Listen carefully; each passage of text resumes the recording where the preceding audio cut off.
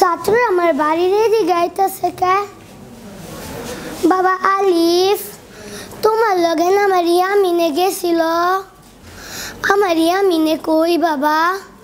নরসিংদীতে আজ আয়োজিত হয় জাতীয় সাংস্কৃতিক প্রতিযোগিতা সেরাদের সেরা সিজন 6-এর জেলা পর্যায়ে বাছাই পর্ব। সে কোন বন্ধু বলো বেশি বিশ্বস্ত,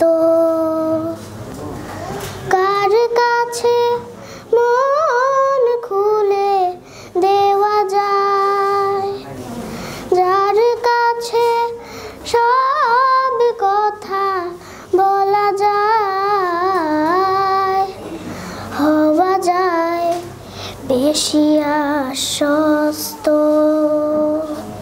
তোরা দেখে যা আমি না মায়ের কোলে, তোরা দেখে যা আমি না মায়ের কোলে। ও মদিনার মাটি রে, সকল সুখ বুঝি তোর কপালে। আমার কেবল ইচ্ছে জাগে নদীর কাছে থাকতে, বকুল ডালে লুকিয়ে থেকে পাখির মতো ডাকতে। সবাই যখন ঘুমিয়ে পড়ে কর্ণফুলের কোলটায় দুধ বড় ওই চাঁদের বাটি ফেরেশতারা উল্টায়। তখন কেবল ভাবতে থাকি কেমন করে উড়বো, কেমন করে শহর ছেড়ে সবুজ গায়ে ঘুরবো। গাহি সাম্যের গান, মানুষের চেয়ে বড় কিছু নাই, নহে কিছু মহিয়ান। নাই দেশকাল পাত্রের ভেদ, অভেদ ধর্ম জাতি।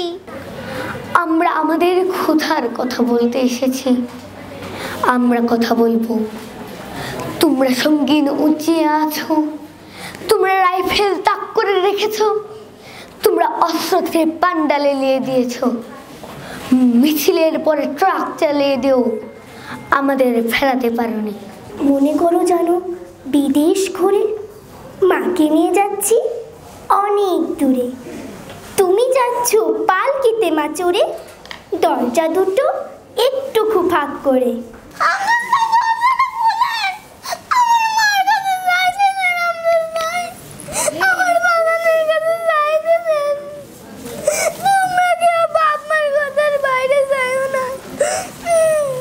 আমাদের নাটকগুলো তৈরি হয় যে নাটকগুলোতে দেখানো হয় কিভাবে একজন স্কুল পড়ুয়া একজন কলেজ পড়ুয়া ছাত্রছাত্রী তারা রিলেশনে জড়িয়ে যাচ্ছে, সেটা দেখানো হচ্ছে না আমাদের ছোট্ট বোন আয়েশা ধর্ষিতা হয়েছে, সেটা দেখানো হচ্ছে না।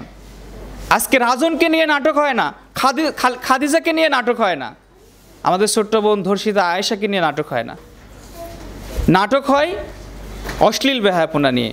আমাদের মিডিয়াগুলোতে, আমাদের চ্যানেলগুলোতে ভারতীয় অপসংস্কৃতির চ্যানেল আমাদের বাংলাদেশে ঢুকিয়ে দেওয়া হয়েছে।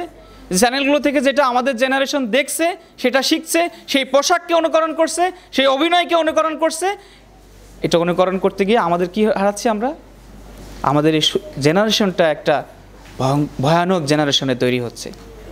সম্মানিত অভিভাবকবৃন্দ, আপনাদেরকে করজোড়ে অনুরোধ করতে চাই, আজকে দেখেছেন আমাদের এই ছোট্ট সোনামণিরা কিভাবে অভিনয়ের মাধ্যমে তুলে ধরেছে, আমাদের ছোট্ট বোন আয়েশা কীভাবে ধর্ষিতা হয়েছে সেটা তুলে ধরছে।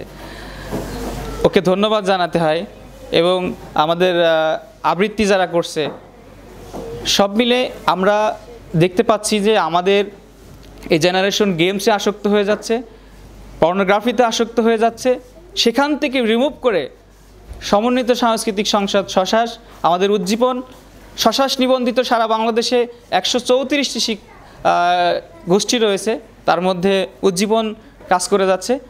আমাদের এই জেনারেশনকে অশ্লীলতা থেকে, পর্নোগ্রাফি থেকে, গেমস থেকে তাদের ব্রেনকে শুদ্ধ একটি, তাদের ব্রেনের মধ্যে নৈতিকতা সম্পন্ন সংস্কৃতি আমরা শ্বাস দেওয়ার জন্য চেষ্টা করছি, উজ্জীবন দেওয়ার জন্য চেষ্টা করছি। অভিভাবক বন্ধুদেরকে আমরা আহ্বান জানাবো এই সুস্থ সংস্কৃতি যেন আমাদের সন্তানরা সম্পৃক্ত হয়। আমরা মূলত এই আয়োজনগুলোর উদ্দেশ্য শুধুমাত্র এটা নয় যে এইখানে যারা প্রতিযোগিতায় ভালো করবে তারা এখান থেকে বিভাগীয় পর্যায়ে যাবে, জাতীয় পর্যায়ে যাবে, সেখান থেকে তার পুরস্কার পাবে, শুধুমাত্র এতটুকুর মধ্যেই সীমাবদ্ধ মূলত আমরা রাখা আমাদের মূল উদ্দেশ্য নয়। মূল উদ্দেশ্য হচ্ছে এই যে গাফফার ভাই যেভাবে বলতেছিলেন যে আমাদের ব্যক্তি জীবনটাও যেন আমরা সুস্থ সংস্কৃতির সাথে যেন থাকতে পারি, রাখতে পারি, যেন শুধুমাত্র আমাদের এই আয়োজন বা এই প্রতিযোগিতায় অংশগ্রহণ করা, আমার এখানে যারা অভিভাবকরা রয়েছেন আপনার সন্তানদের শুধুমাত্র যে প্রতিযোগিতায় অংশগ্রহণ করালাম, এরপরে এখান থেকে জেলা পর্যায়ে গেল অথবা বিভাগীয় পর্যায়ে অথবা কেন্দ্রীয় জাতীয় পর্যায়ে গেল, এতটুকুর মধ্যে যেন সীমাবদ্ধ না থাকে, বরঞ্চ সেটা যেন আপনার জীবনের পুরোটা সময় জুড়ে যেন সুস্থ সংস্কৃতির সাথেই যেন আপনারা থাকেন। তাকে নিয়ে প্রত্যাশা আছে যে বহু দূর এগিয়ে যাবে, তো এখনও জানি না, ওইটা আল্লাহ পাকের ইচ্ছা আর আপনাদের দোয়া আছে। আমার ইচ্ছা আছে যে সে অনেক দূর যাবে। আলহামদুলিল্লাহ, অনেক ভালো লাগছে আমার কাছে।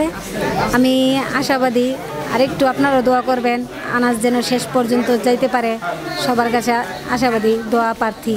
সমন্বিত সাংস্কৃতিক সংসদ শ্বাসে আমার মেয়ে পুরস্কার পেয়েছে, তা আমি খুবই আনন্দিত, গর্বিত। দোয়া রাখি ওর যেন শেষ পর্যন্ত ওর জয়টা ধরে রাখতে পারে। ইনশাল্লাহ আশাবাদী, সে তার যে বয়স, ইনশাল্লাহ আশা করছি সে সামনের পর্যায়েও ভালো করবে। তো সকলের কাছে তার জন্য দোয়া কামনা করছি এবং সে যেন বড় হয়ে সুস্থ সংস্কৃতি অগ্রযাত্রায় ভূমিকা রাখতে পারে।